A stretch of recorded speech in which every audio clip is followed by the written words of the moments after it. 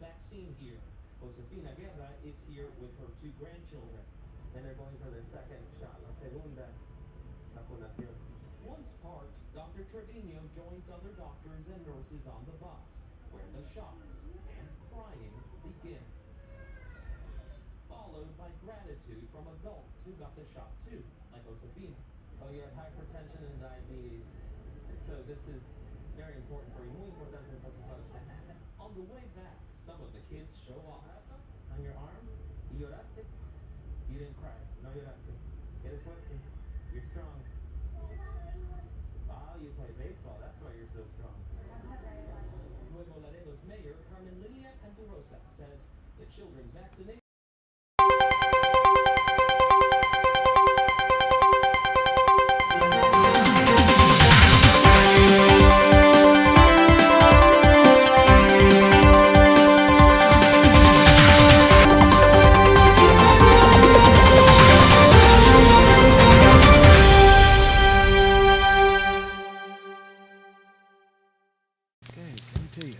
Good morning and welcome to Get Real America. I'm Bill Edwards. I'm Brittany Brown. And welcome to Wednesday, Hump Day, and I hope you had a nice Valentine's Day. Yes, I know that we certainly did. I did stand in line at Crumble Cookies yesterday. I was that person, but Okay. I did bring a treat for you and our producer. But they are delicious. Glad to hear it. Yeah, Yes. well, yeah, some things are worth standing in line for, like Leopold's ice cream and Crumble Cookies. I guess so. And Baker's Pride donuts. Oh my gosh, isn't that the truth? For sure. Glad to have you aboard this morning. And yeah, I had a wonderful dinner last night. A place called 22 Square. It's at the Andaz Hotel downtown. And the food and the service were both 5-star.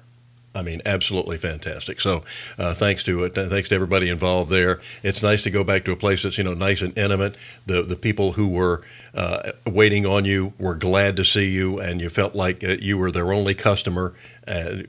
Greetings galore. It was good live entertainment out there. It was just unbelievable. So, highly recommend it. So check it out sometime in the near future. 22 Square, nice little restaurant, very intimate inside the Andaz Hotel. It is just amazing. I will have to They're check good that out. It breakfast, sounds too. wonderful. You've been raving about it all morning, so Yeah, I'm boy. excited to try it. So try that. Also, raving about Georgia Department of Transportation, saying that pretty soon that the I-16 construction and everything that's going on right now could be finished in about a year. But there's even better news.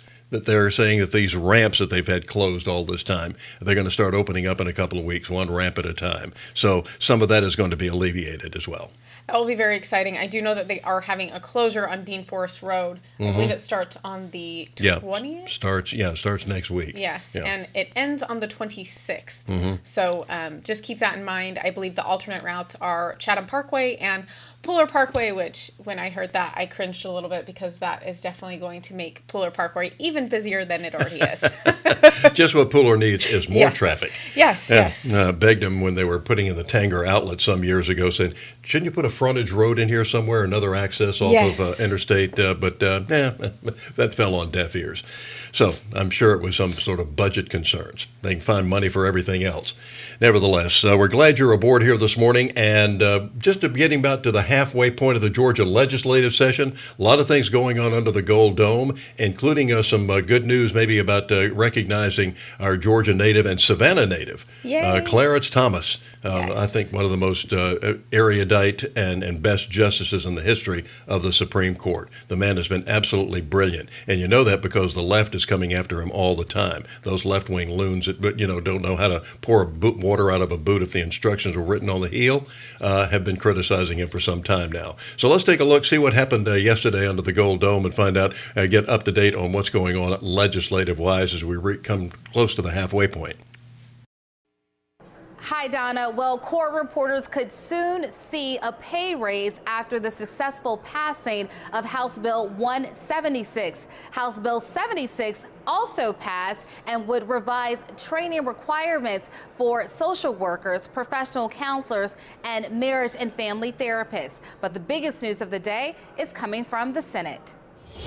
Senate Bill 69 made its way to the Senate floor today for a second time. The controversial bill would create a statue of Supreme Court Justice and Georgia native Clarence Thomas on the state grounds. Although a similar bill was passed last year in the Senate, it never made its way out of the House. This native son of Georgia deserves a place of honor and recognition on our Capitol grounds, a place where future generations of Georgians can learn valuable lessons from his legacy and gain inspiration in the belief that their lofty dreams are attainable too in America, regardless of the circumstances in which they are born. Like last session, Senator Nikki Merritt rose again to speak against the bill, but this time included Justice Thomas's wife in her objection. Our own Secretary of State, Brad Raffensperger, and Governor Kemp were pressured by Mrs. Thomas' associates to overturn a free and fair election. Investigations are still ongoing. This is not the time to consider establishing a permanent monument to Justice Thomas, and we should take a pause here, members. This is not the type of shame we want to enshrine on Capitol grounds. At minimum, this bill should be tabled until such time that Justice Thomas and his wife are cleared of collaboration in this dark chapter in our history. Just to be clear, so in the case of Anita Hill and the alleged activities that you're bringing here today regarding January 6th, Clarence Thomas has not been indicted, mentioned, or anything and related to doing any wrongdoing with the United States government or anything. Is that not correct? Justice Thomas has not been indicted in the Anita Hill incident, nor have we fully cleared him of his wife or his participation possibly in the insurrection. That has not been cleared. Democrats filed an amendment that would require the bill to also add a statue of another famous Georgian. I rise with an amendment that would simply add a statue of another famous and very consequential Black Georgian to the bill, that of the Honorable John Lewis. My question is, given the significance of Congressman Lewis's life and his service to our country, why haven't you introduced a separate bill to do Well, I have a lot of different things, like all of us do, that we are all working on every day. And you know how it is down here with a tight session and lots of different committees and lots of important topics. We have to sort of select what we're putting forth, and not everything gets done every single day that we might all want to introduce. So now I saw a great opportunity to put this forward. But before the vote, the amendment was suddenly withdrawn by Senator Parent, and the bill was passed 32-20 along party lines. SB 65, part of Governor Brian Kemp's policy and budget proposals, would have the state take over the healthcare insurance exchange from the federal government's program. While still tied to the ACA rules and regulations, a state-based exchange would give the state a greater degree of control over the marketplace operations, giving states the opportunity to improve the operations, better coordinate across programs, and improve consumer outreach and marketing. Again, the minority party objected to the bill. We already have healthcare.gov. So if Georgia is aiming to match that experience, we should better spend the money on the system that we have right now. It's not broken. It's working. We might need to spend some dollars to make it better. But I do think moving to a state-based system is just risky. The bill passed 32-19. A Senate resolution commending the service of former Senator Kelly Loeffler, as well as her organization Greater Georgia Action Incorporated, made its way to the Senate for a second time. The resolution first came up 2 weeks ago, but Democrats objected in both cases. Isn't it true the vast majority of it is truly about Greater Georgia? There is a lot about Greater Georgia in this and her efforts, and depending upon your lens through which you look, Senator, you can view it that way. It is honoring Senator Kelly Loeffler. I would also suggest that if in fact the new yardstick is going to be from senators or from the minority party, is going to be viewed whether or not we honor someone solely through the lens of what their political leanings are, that may be a shift in how we honor folks in this chamber. Isn't it true that that's the exact reason I raised my question? I mean, it says recognizing and commending the work and achievements of Greater Georgia Action, Inc., as well as its chairwoman. And isn't it true that in my mind there's a distinction between the person, Senator Loeffler, and her accomplishments both in and outside the political space, and the work of Greater Georgia, which I think we can all agree is a more partisan organization. That is my Capitol.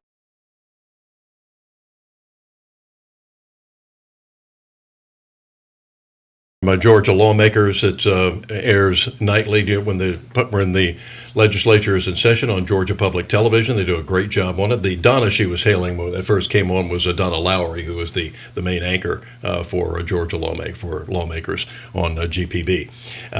This Nikki Merritt person, Yes. Senator Nikki Merritt.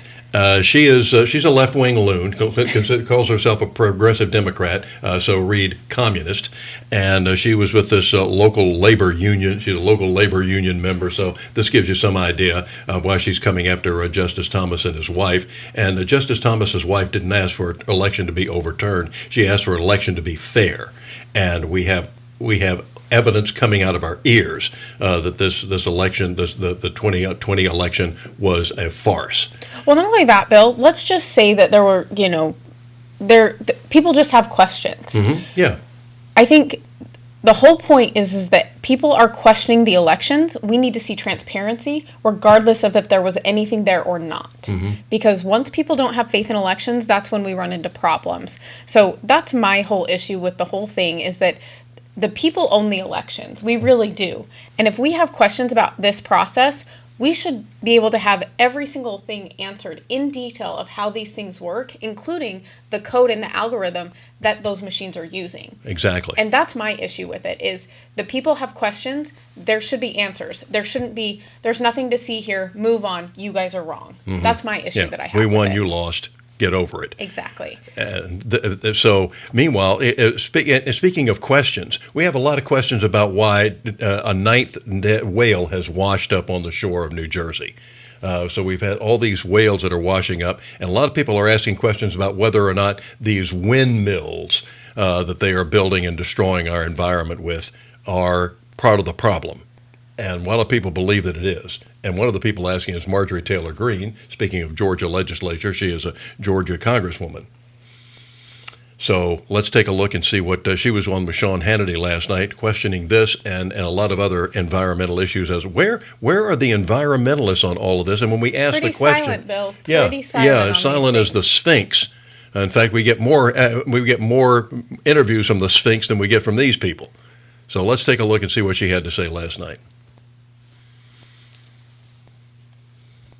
But the real problem, Sean, is Pete Buttigieg. He's the Secretary of Transportation, and he's more interested in equity and inclusion in his hiring practices and grant-giving schemes and obviously probably chest feeding or something like that than he is rail safety. And that's where we have real danger in our country. You see, Pete Buttigieg was never qualified for the job. And I believe we need to haul him in our committees and start questioning him over what's actually happening in his department. Because train derailment is happening every single day. And now thousands of people, birds, animals, they're all sick. And we don't know the consequences of this horrible accident in East Palestine. But we have people like Ilhan Omar. She wants to, crack down on corporate greed when it comes to rails and the privately owned sections of rails. But really what we have to do is we have to make sure that our rails are safe. Democrats passed a $1.2 trillion infrastructure bill, and only $5 billion went towards rail safety. This is a failure. It would have never happened under a Republican-controlled infrastructure bill, and we need to hold Democrats accountable for this, especially Pete Buttigieg.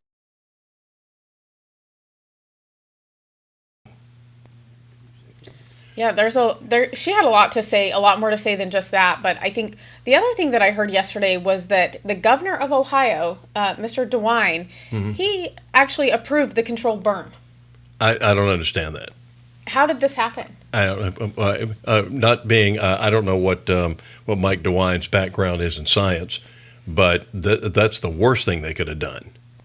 Well, it created the chemical that was banned in World War I because of all the massive death that they saw from it. Phosgene, I believe, is what it is. Yeah, I believe you're correct. Yeah. And so I don't understand. Number one, there's no environmentalists talking about this either, Bill. No, it is amazing, all these people that are silent, that have been telling us all these years about all this, that are so in favor of all this green energy and all of this, that they're so cared about pollution. I've always loved the Earth Day demonstration. These people come up for Earth Day, and they leave New York City, and there's 6 million tons of garbage I was that going to have say, how to be do they cleaned take care up of the Earth? for the people that are so concerned about the Earth. Why aren't they concerned about all the homeless people that are out in San Francisco and Los Angeles? 60 or 70,000 people that are defecating in sewer systems. So this raw sewage that is not being treated is going out into rivers and into the Pacific Ocean and anywhere else, in estuaries or whatever else. We don't hear a word from these people. At least those people are citizens. Look at all of the people coming over the border and the damage they are doing to the land across, Texas, Arizona, California. All of the damage done and all of the littering. I mean, what is this pathetic story that's coming out of Arizona? It starts with an A. Arizona and New Mexico. A farmer who is defending his land and is now under arrest and under $1 million bond because he was defending his property. Yeah, we're going to have to jump into that next. I mean, It's unbelievable, Bill. So we'll talk about it coming up here as we continue to get real on Get Real America on this Wednesday morning, February the 15th, a little better than halfway through the month.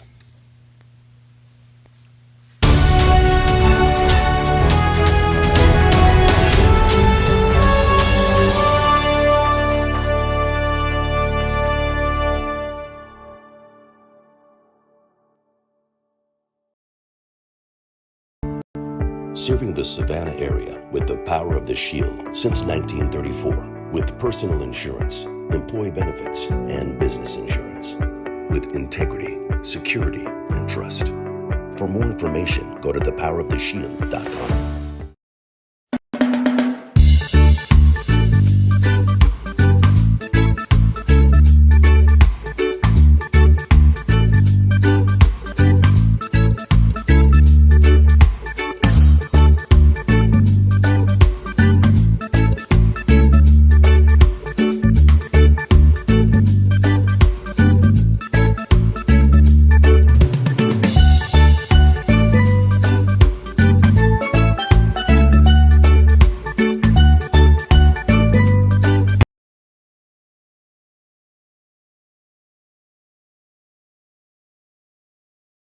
At Get Real America, we'd like to thank the Southeast Georgia Republican Assembly for all their efforts on making a difference in our communities.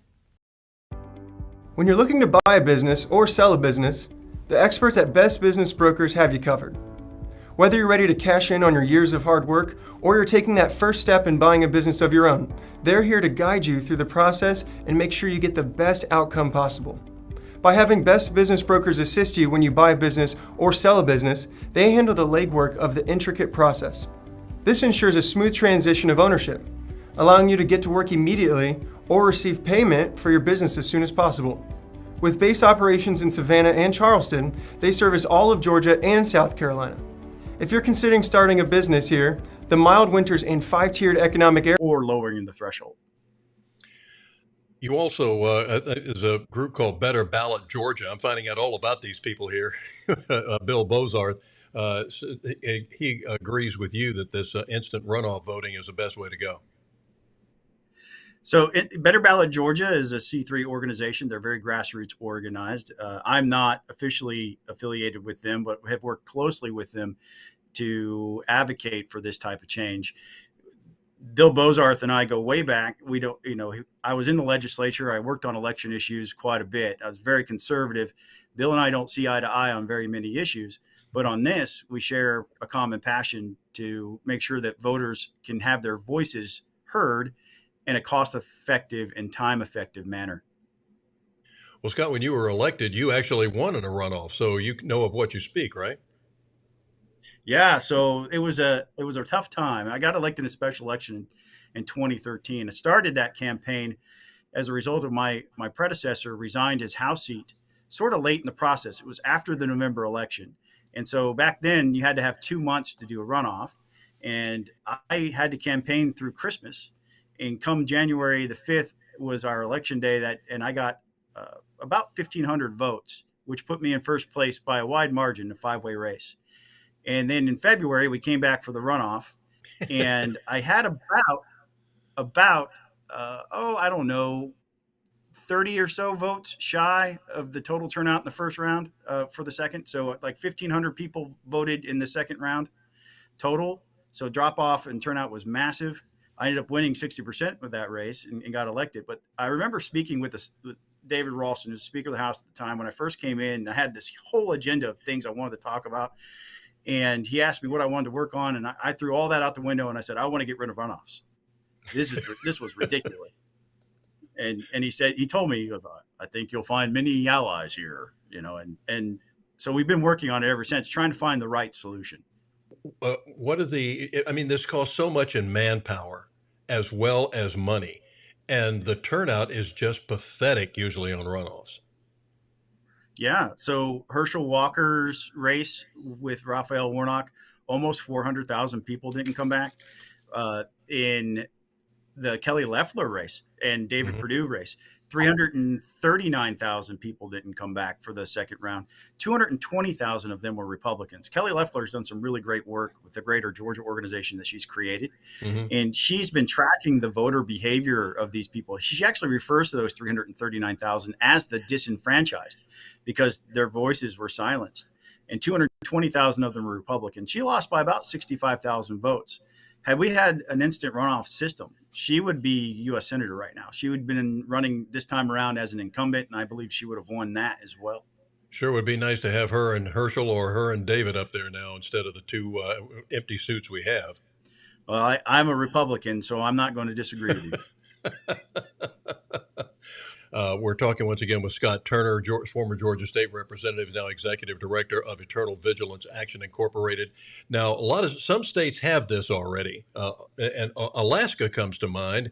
And I'm trying to figure out whether you get this ranking system where Sarah Palin, who is extremely popular up there, doesn't get elected in her race because of this. Well, something you got to keep in mind is that the Alaskan SIP model is not ranked choice voting. It's called Final Four voting because it's completely weird, and it's not something that we're pushing here in Georgia. And it really has nothing to do with the concept of ranked choice voting on its own. What they do is they eliminated by ballot initiative. They did this. It wasn't legislation. So the people asked for this system. They eliminated party primaries. Everybody runs in a jungle primary all against each other. So you're Libertarians, Republicans, Democrats, Green Party, Constitution Party, they're all on the same ballot. The top 4 vote getters advance to the general election. And that sets up this really weird system where Republicans run against other Republicans in the general election. And that's what happened with Sarah Palin. But they ran a campaign, those 2 Republicans, Nick Begich was the other Republican in the race. And they ran a campaign tearing each other down. And you can't do that with ranked choice voting. You have to make it about issues and differentiate it. But I'd also say that Sarah Palin is not as popular amongst Alaskans as we might seem here in Georgia. She probably would win an election here in Georgia. But she walked away from her governor's job in the middle of her term, even after the presidential race had failed and she wasn't going to be vice president. She walked away from that in the middle of it. She was on a reality TV show that many Alaskans found embarrassing. And frankly, she recently was on The Masked Singer singing Sir Mix-a-Lot's I Like Big Butts. And so she was embarrassing to a lot of people. I've never been a fan of The Masked Singer, but I'm sorry I missed that one. I'd have paid good money to see that.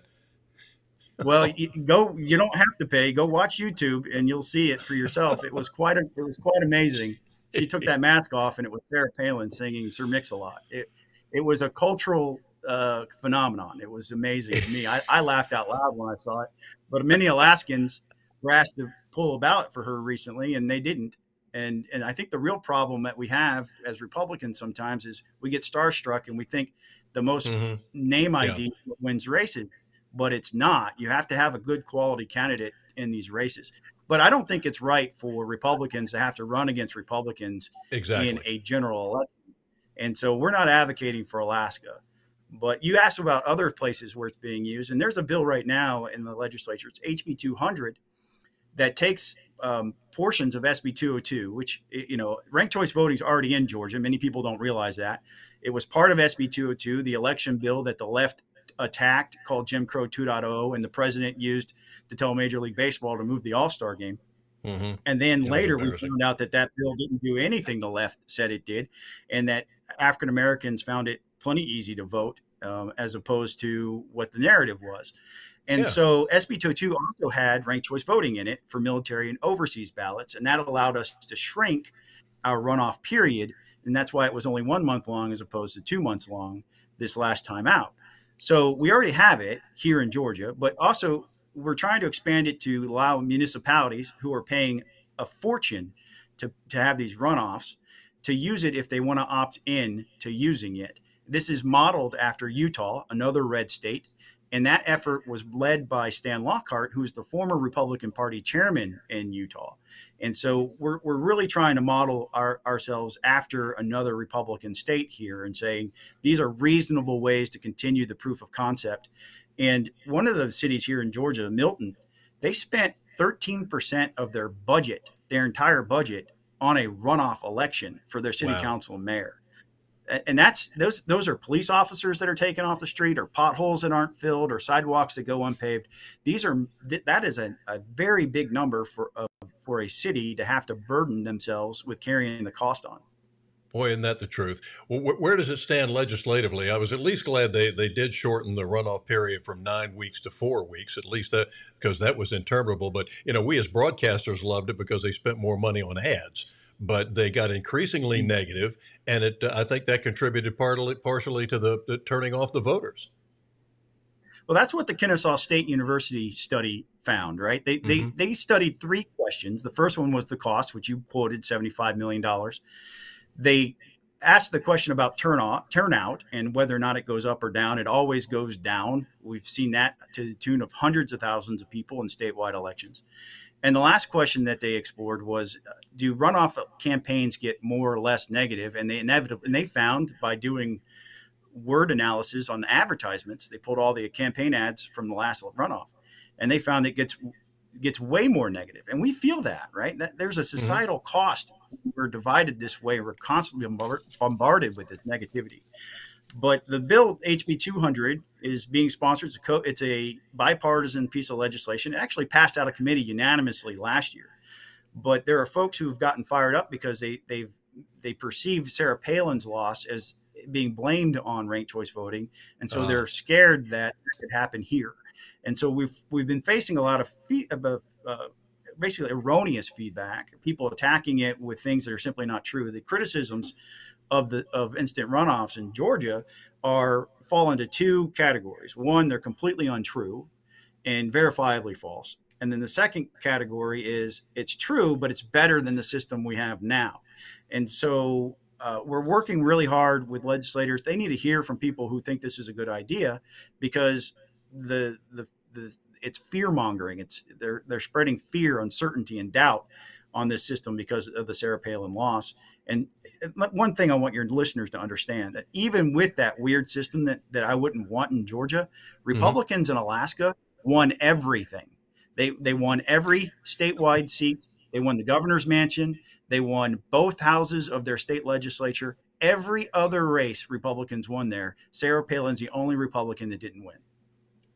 Excellent.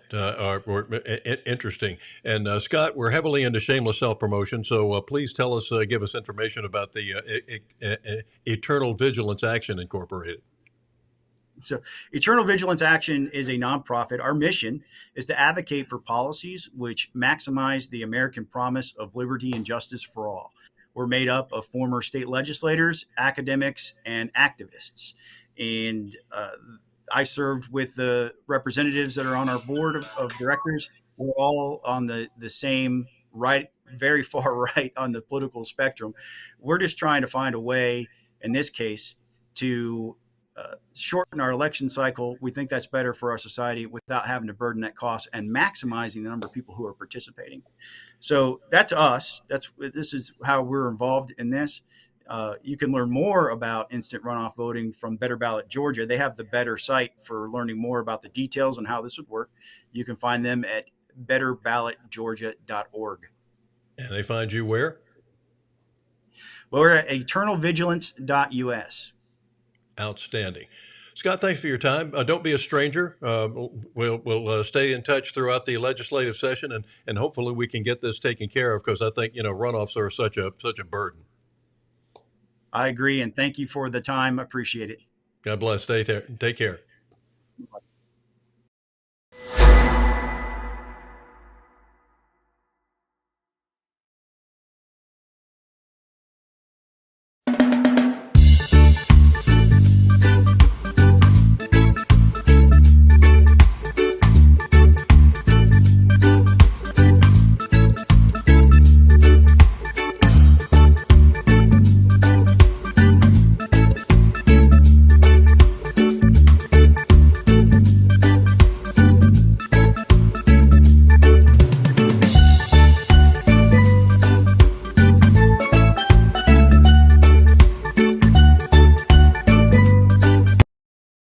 At Get Real America, we want to promote your business to our conservative audience. Serving the Savannah area with the power of the Shield since 1934, with personal insurance, employee benefits, and business insurance, with integrity, security, and trust. For more information, go to thepoweroftheshield.com.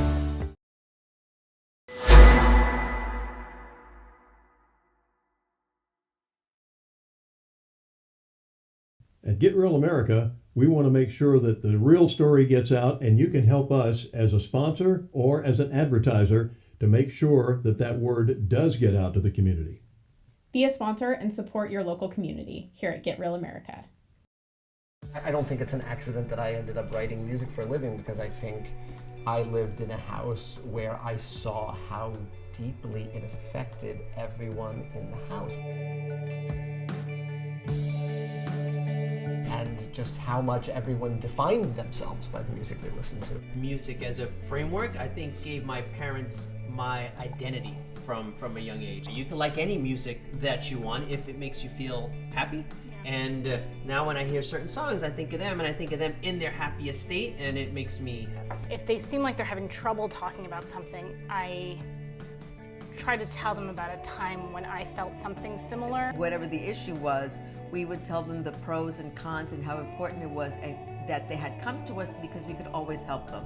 I think the real important point, we always told them, no matter what you do, no matter what happens, we will help you through it no matter what it is.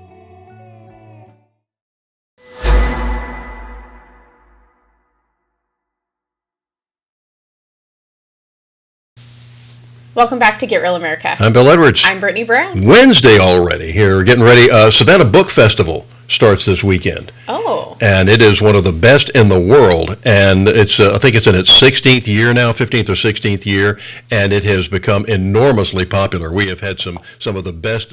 You name a famous author that's still alive, and they've been here, or at least were alive at the time.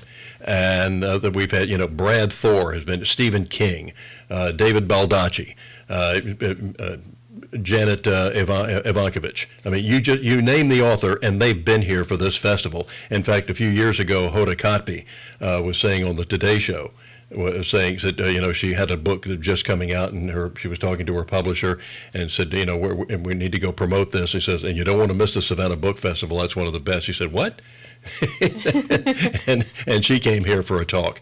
It has been enormously successful, and it's going to be another good one this weekend. It's going to be a little cold, but the weather should be nice once again, downtown area, and we've got some great authors coming to town. So looking forward to that very much.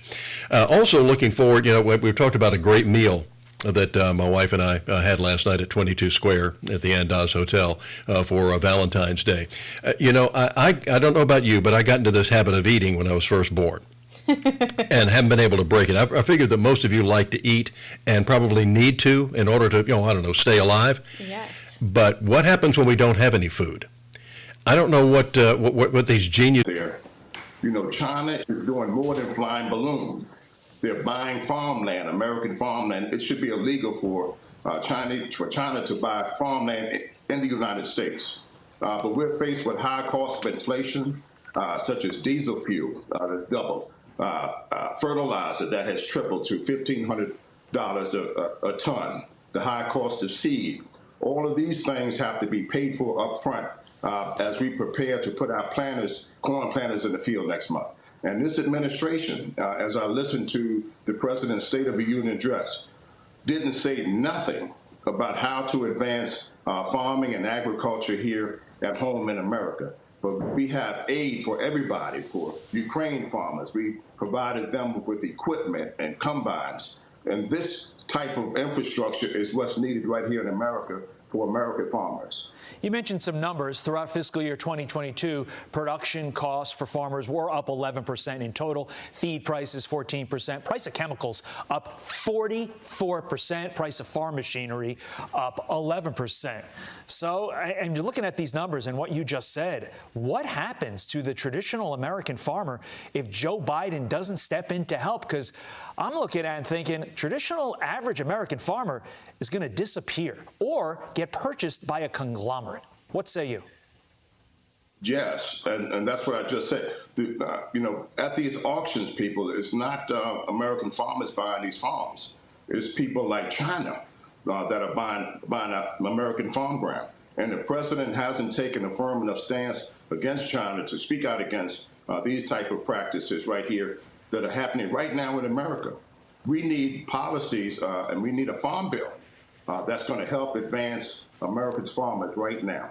Farmers are looking for answers, and the president hasn't even said whether or not he's going to be running for re-election. The American people have the right to know who's going to be leading our country with China flying balloons over and buying farmland from America's farmers here. So we need answers. The president committed to having a meeting to discuss these type of issues that I'm raising right here on your show, and they haven't came to the table. Still waiting. And it shows that you've been on this program a number of times. We still haven't had this meeting. I don't know when he's going to do it. Before we let you go, what would losing our average American farm, having it be purchased by China or conglomerates, what would that mean for our food source? Because everybody watching may not be a farmer, but everybody watching has to eat. It means that we're going to be looking for other countries to buy food from. For the first time in history, America is, we're actually importing more food than we're exporting here.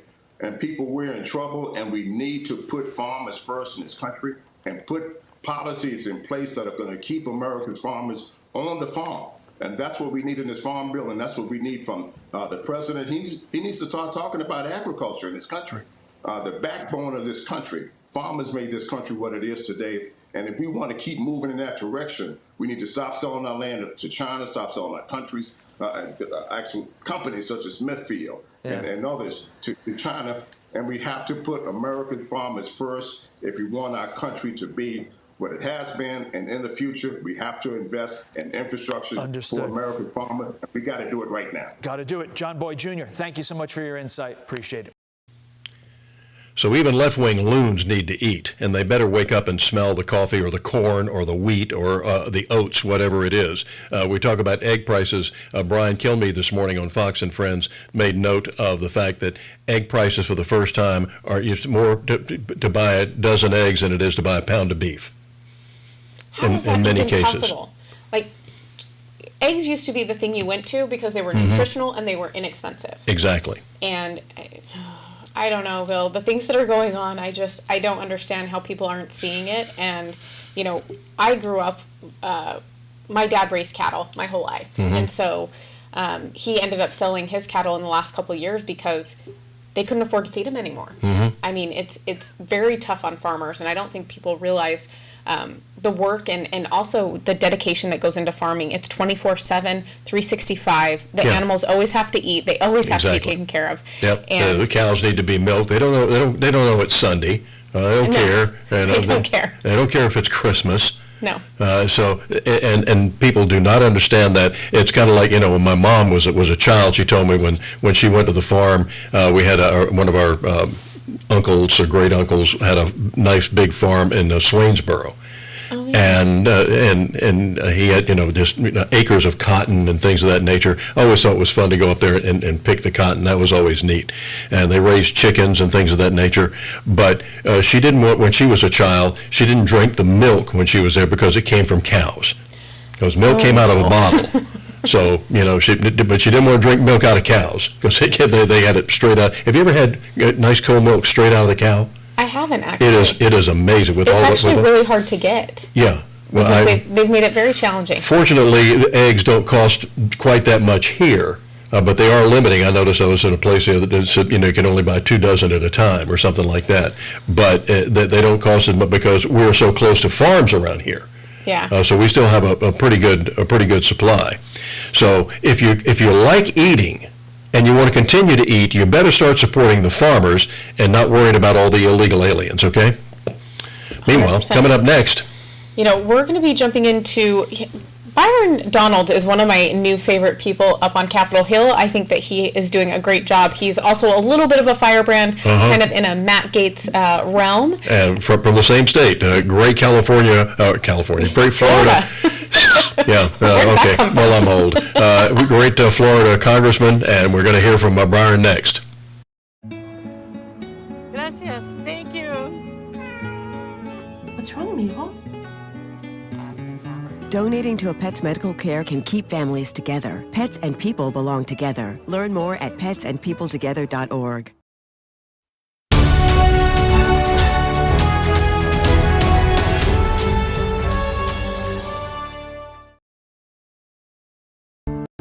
Serving the Savannah area with the power of the Shield since 1934, with personal insurance, employee benefits, and business insurance.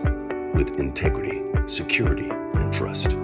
For more information, go to thepoweroftheshield.com.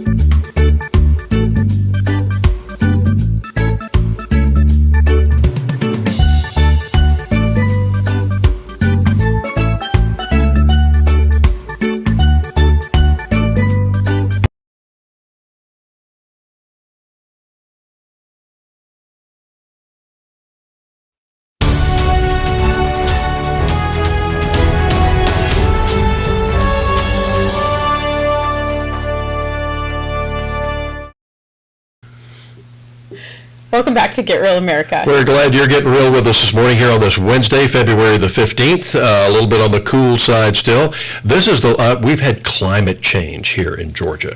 This is the longest cold snap I can remember in Savannah's history. And I grew up here. I'm from here. I'm glad that I'm here for it. Mm-hmm. Yeah, so it's supposed to get warmer. And we do have a little bit of a roller coaster, but we've never had such sustained cold for so long here. So I guess that's the polar ice caps melting that are destroying the polar bears. But whatever it is, it's still a little bit on the cool side. So meanwhile, one of my favorite congressmen is Byron Donalds from Florida. He is part of the 20 that held up Congress for a few days in the House. They did really good things up there. I'm excited to see what he is going to continue to do in the House. But he was talking about non-citizens voting. That was something that he was discussing. And with over 25 million people in the country that should not be here, I think that this is something we should be talking about. And, without a doubt. I mean... only somebody who has the lust for power, and they said power is the most powerful aphrodisiac ever. And once you get it, it is hard. It's always been said that power corrupts, and absolute power corrupts absolutely. And what we see from the Democrat Party, and it's not exclusive to them, but what we see now of how they care much more about their party than about their country and about the security of our country. That they just want bringing all these people in that we have no idea who they are. We have no idea where they came from. and we don't know where they're going. I mean, we put them on buses and send them anywhere except, of course, to Martha's Vineyard, and then, of course, they have a cow. Yes. So the racist there said, well, we can't handle these 60 people that came in here when you have 250,000 visitors every year.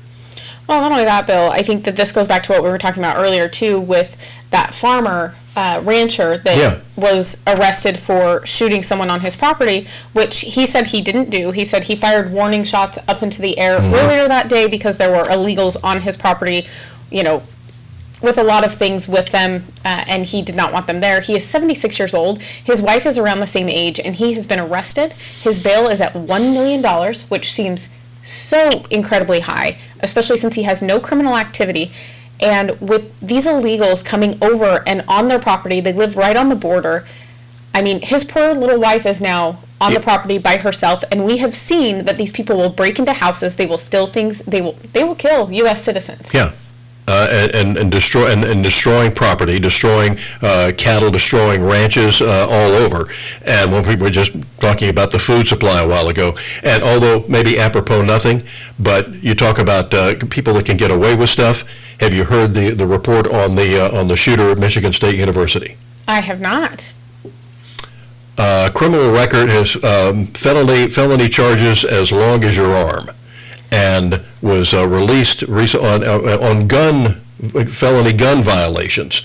Had threatened several other schools. This guy was big time on the radar, and he was a really bad guy, and was released by one of these liberal district attorneys who thought it was a better idea for him to be out on the street because we were arresting too many people of color. The accountability lies with the person. I'm hearing all of this. See, we need to get guns off the streets. These people don't care about the law, therefore they will always have a gun. We need to get people like him off the street. Exactly. And these kids would be alive at Michigan State University. It'd just be another day on campus today. Oh, so frustrating, Bill. So back to Congressman Donalds. Yes, he's talking about non-citizens voting here in the U.S. So. You just do not have people who are not U.S. citizens voting in our elections. This is not hard. This is really simple stuff. The proposal by the D.C. Council is radical. If you're here in the United States and you're not a citizen of the United States, you shouldn't be allowed to engage in our elections the same way as if a U.S. citizen is in another country, they should not be allowed to vote in that country's elections. Really simple stuff, but the D.C. City Council has gone extremely radical and over the top. That's why you have Democrats joining us. It should have been a unanimous vote. I don't know what all these Democrat members are talking about, but even under their rule, you would have people who have diplomatic status would have the ability to vote in D.C. elections. It's unconscionable that this was allowed. The House had to respond. The Senate should take this up immediately. I mean, it seems clear as day, doesn't it? Non-citizens should not have the ability to vote in our elections because they should not have a say in what goes on in this country. Where does this make sense, and where is it in the Constitution? Well, it's just like, can I be a juror of my own trial? Yeah, that'd be nice. That I'm innocent? Yeah. Because, I think when you have a vested interest in something, illegals would have a vested interest in having people like the Dreamers and stuff become citizens overnight. The Dreamers. Give me a break. I didn't name it. I know. That was a term that came up with the Dalai Lama during the Obama administration. These people are coming across. No. Let me give you a little history lesson, Mr. Ex-President. And when they always talked about the immigrants that came. We're a land of immigrants. Yes. Name me an acre of ground on the globe that's in possession of its rightful owner. We're all immigrants from some place in the past. And by the way, the Native Americans that they talk about all the time that we used to call Indians, they weren't native either. Okay, they came across here a long time ago. Been here a lot longer than we have, but they ain't native if you want to go back to the real meaning of the word. But I digress. The fact that we are bringing in these people and they want to, and this is part of the power structure that we're seeing. They're hoping that these people are going to be voting for Democrats.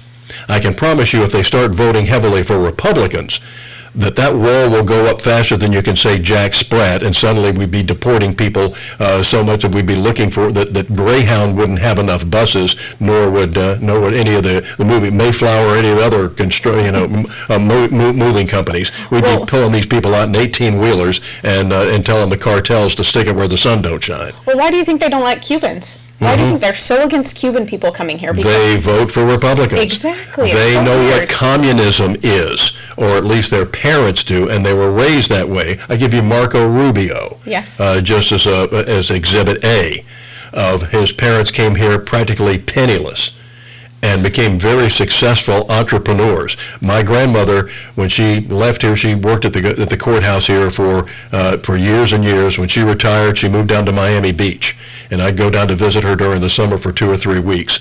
And Cubans galore. They could speak English better than we could. Yep. They were very entrepreneurial. They worked hard. They were, solid citizens. They wanted to be Americans. They came here to be Americans. They came here to escape Castro and his evil doings as a communist. They realized what a charlatan he was, and these people that came across when we were having Ellis Island, and people were and we were turning people away at Ellis Island. If they came across and they had some sort of disease, they were quarantined for a while before they got in. They had to have papers. They had to have somebody sponsoring them, and they came here to be Americans. And when they found a job, they found any kind of job they could. There was no minimum wage. They found any kind of job. They lived in any place they could, and they started sending their kids to the nearest neighborhood public school back when they taught stuff in public school. And I was criticizing public schools a minute ago. I'm a product of public schools, but my teachers back in those days, listen, I'm so old, when I was born, the Dead Sea was only sick. But my teachers were World War II, and the older teachers were even World War I generation. And they taught stuff. We prayed during homeroom. We read out of the Bible during homeroom. Wow. We said Pledge of Allegiance during homeroom. We sang God Bless America and Oh Columbia, the Gem of the Ocean when I was in the first grade. Wow. At Charles Ellis Elementary School here. It's now a Montessori school here. So that's how different things have changed in our public schools. And it's pathetic, all these people that think that are illegals coming in here who just want to get a paycheck and all the freebies that we're giving them. Well, I think that's the big difference is the and entitlement. vote for Democrats. Well, the entitlement that they expect from us now as Exactly. Americans. Like, you as the taxpayer, you guys are rich. You give me better food, better hotel rooms. I mean, the fact that they were complaining about the conditions in Brooklyn, New York, it's, you chose to come here. Yeah. You need to live with what you've chosen. And then screaming that they weren't getting the services they needed because the city could afford it. It was because it's such a rich country. Yeah, we're $75 trillion in debt. Yeah, we're real rich. Yeah. Ooh. We're running on we credit. talk about the house of cards. We're running on credit. And by the way, we're running on fumes, so we're going to have to get out of here. But we'll see you tomorrow for the Thursday edition. I got a great feature for you on a gentleman who turned his life around and is now a great Christian gospel singer, writes his own music, and he entertains at the group called the Band of Brothers. Talk to you about Tim Malchek. That's one of the big features for you coming up tomorrow here on Get Real America. We'll see you guys tomorrow. Thanks for tuning in. TTFN.